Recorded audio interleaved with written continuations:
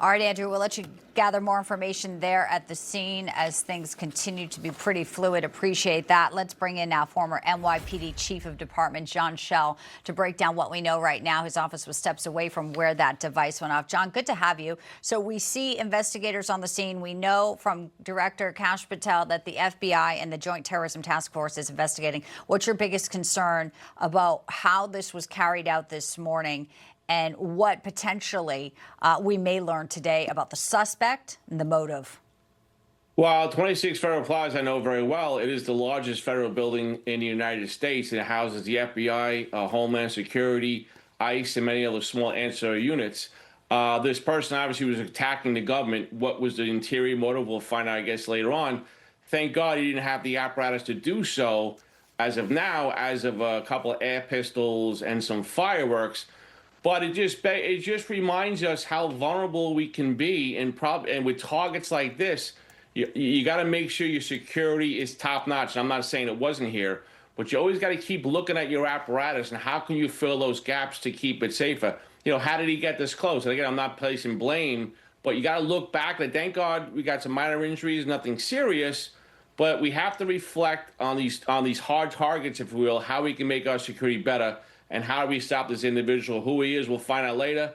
Obviously, he's not of sound mind because no one normally does behavior like this, and we'll find out more later.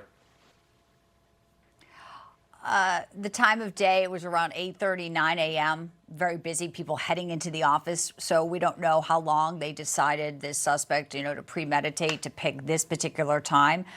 Talk to us about this incendiary device. It's makeshift, and there were also reports that they ignited fireworks and were threatening passerbys, as you mentioned, with those airsoft rifles. So these are things that people can access. It's not, if it's makeshift incendiary, it can still do major harm here, John. It can. Anytime there's fire and fireworks, yes, it can cause some serious physical injury. But again, what was his true motive? Was he performing here to send a message? But the scary part is the opposite. What if it was someone who had real guns, who had real weaponry? 8:30 in the morning, obviously, you think that people coming to work, it's the best time to do these things, right?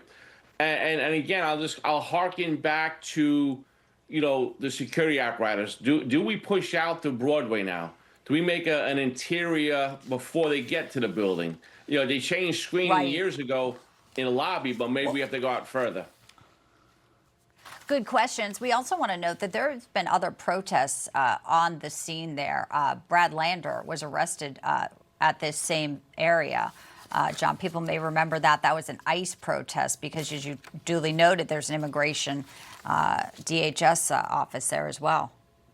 Right. We've had many protests there the last couple of years for ICE, and everybody knows 26 Federal Plaza.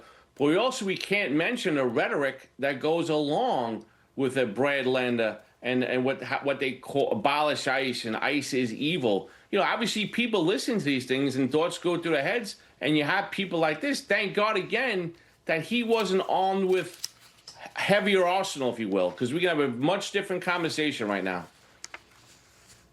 Yeah, the former controller, we should note, was acquitted of criminal obstruction charges back in June that stemmed from his arrest right there at that place where now, sadly, 2 people were injured today. We await more information. John Chell, pleasure. Thank you for breaking down what we do know and where this investigation may go. Now to the new concerns that the war with Iran is becoming a wider conflict. This after the United States launching a 9th straight night targeted attacks, and they follow the death of 3 U.S. service members this weekend. White House correspondent Mike Carter joining us from the North Lawn of the White House with the latest. Mike. Yeah, Bianca, good afternoon. CENTCOM reporting today that 3 U.S. service members were killed over the weekend as part of Operation Epic Resolve, in